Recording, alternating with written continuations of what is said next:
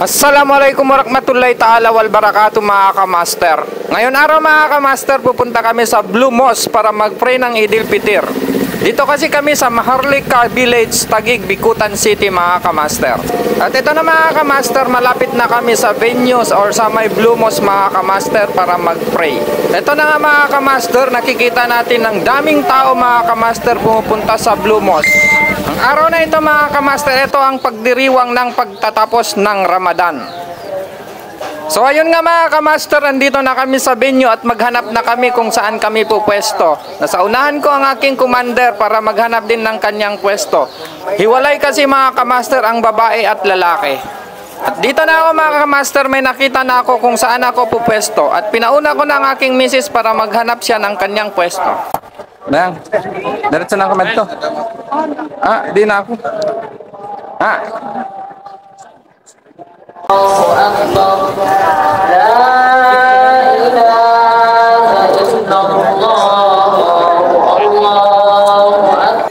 At ito na mga kamaster, nakapwesto na ako at nakaupo na ako. Nakita naman natin mga kamaster, ang mga kasama ko nakaupo na din para maghintay ng time o waktu para umpisahan ang prayer ng Idil Fitir mga kamaster. At nakita natin dito mga kamaster, libo-libo ang mga kapatid natin Muslim nagse-celebrate ng Idil Fitir. Hindi lang dito mga kamaster sa Maharlika, kundi sa buong Pilipinas at sa buong mundo rin mga kamaster ang pagse-celebrate ng Idil Fitir.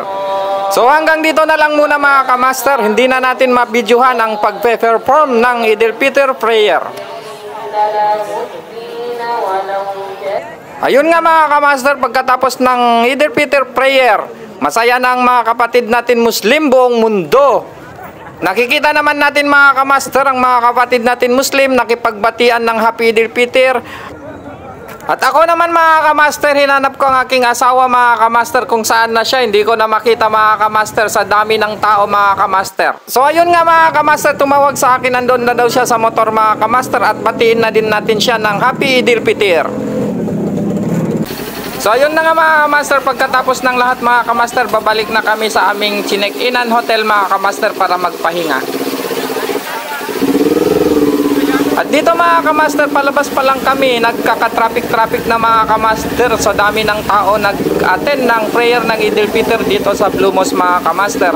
Pero pagpasensyahan natin mga kamaster, ito ang pagdiriwang ng Idil Fitir, last day na to mga kamaster.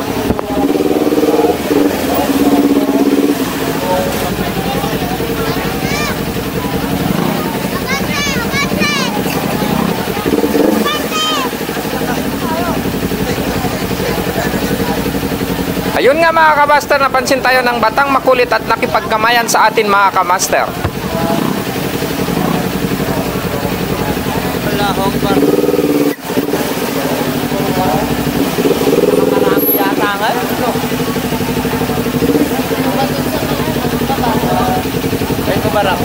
At dito mga kamaster, nakipagkamayan sa akin si tatay at bumati ng Eid Mubarak mga kamaster.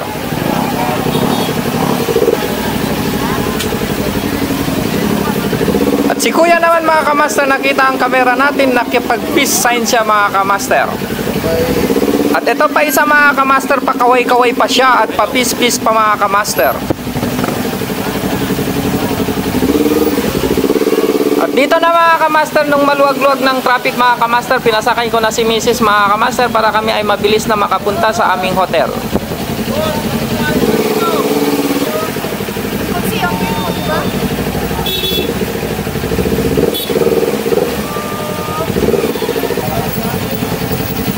Pagdating dito mga kamaster, may nagpa-picture sa atin mga kamaster. Akala niya artista tayo mga kamaster.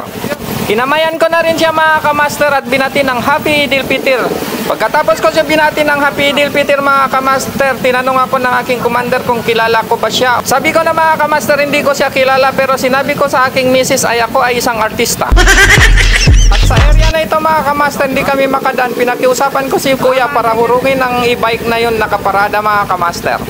Nung hinurong niya mga kamaster, nagpasalamat naman tayo at sabi ko ihurong niya na lang doon para madami makadaan. Nung ginilid niya na mga kamaster at pinasalamatan natin siya at binati ng Happy Idil Fitir. Nung nakatakas na kami sa traffic mga kamaster, kumaway pa si kuya. Nakita kasi niya ang ating Insta360 nakatayo at naka-on ang camera. Dito na mga kamaster, nakatakas na kami. Wala nang intro-intro pa. Diretso na to mga kamaster. Goodbye.